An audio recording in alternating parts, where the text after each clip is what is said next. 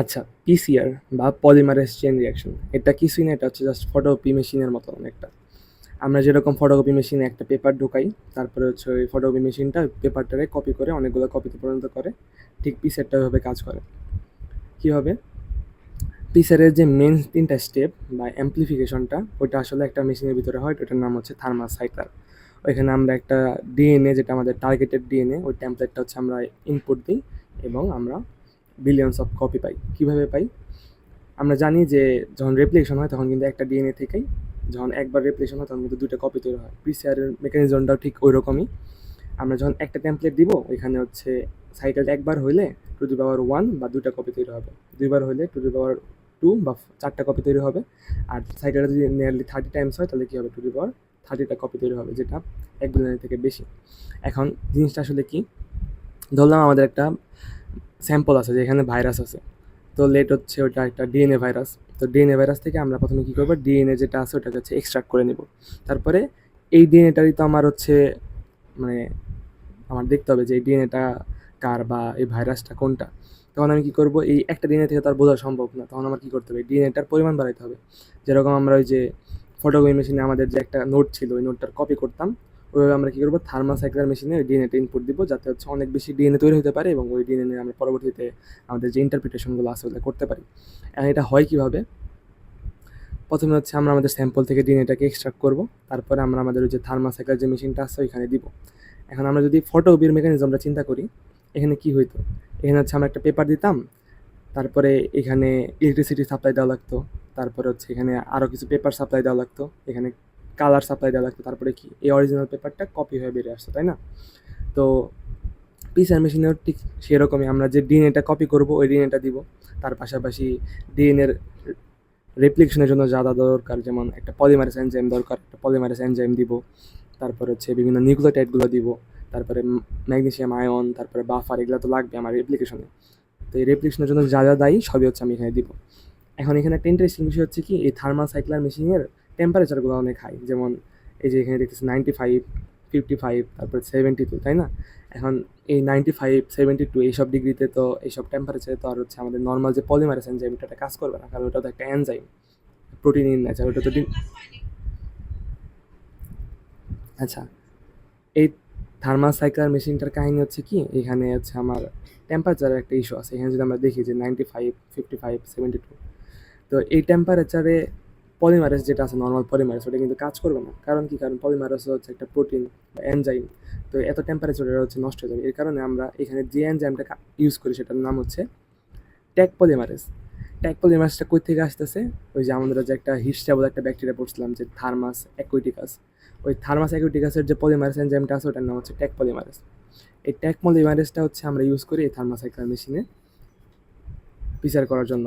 তাহলে আমরা হচ্ছে ইনপুট দিব আমাদের ডিএনএটাকে, সাথে সাথে হচ্ছে আমরা এই যে ইনপুটগুলো যে আছে, টেমপ্লেট ডিএনএ, তারপরে পলিমারেশন করার জন্য যে এনজাইমটা দরকার ট্যাগ পলিমারেজ, তারপরে রেপ্লিকেশনের জন্য যেগুলো মেনলি দায়ী, যেমন আমাদের নিউক্লিওটাইডগুলা সেগুলো, তারপর হচ্ছে বাফার, ম্যাগনেসিয়াম আয়ন, এগুলো যখন দিব, দেওয়ার পরে ও কী করবে?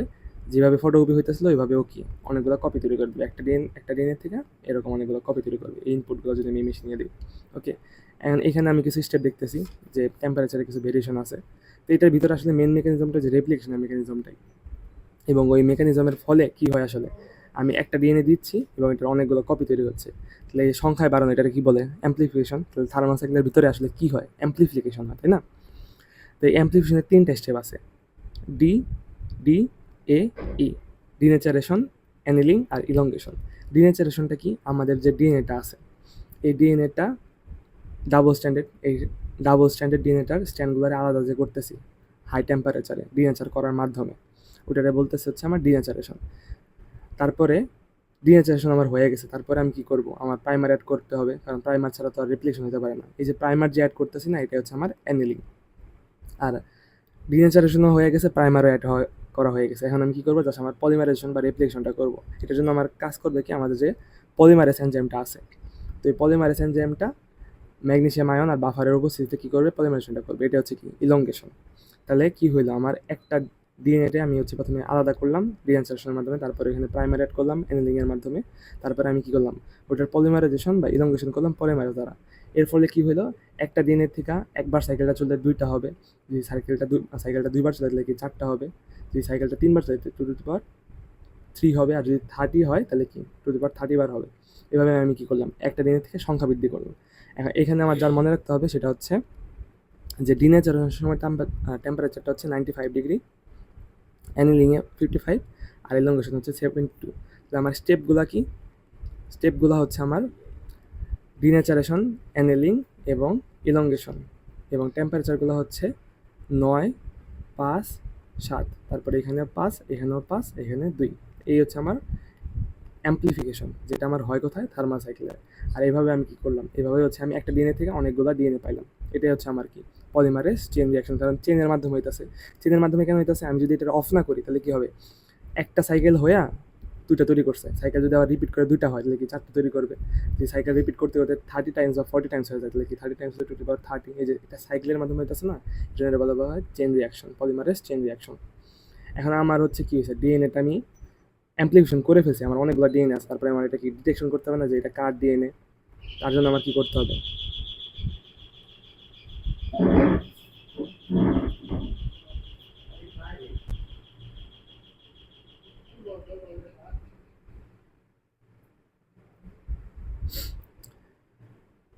এখন আমার এখন হচ্ছে আমার এখানে আমার অ্যাম্প্লিফিকেশন হয়ে গেছে, আমি একটা ডিএনএ থেকে অনেকগুলো ডিএনএ পাইছি, তাই না?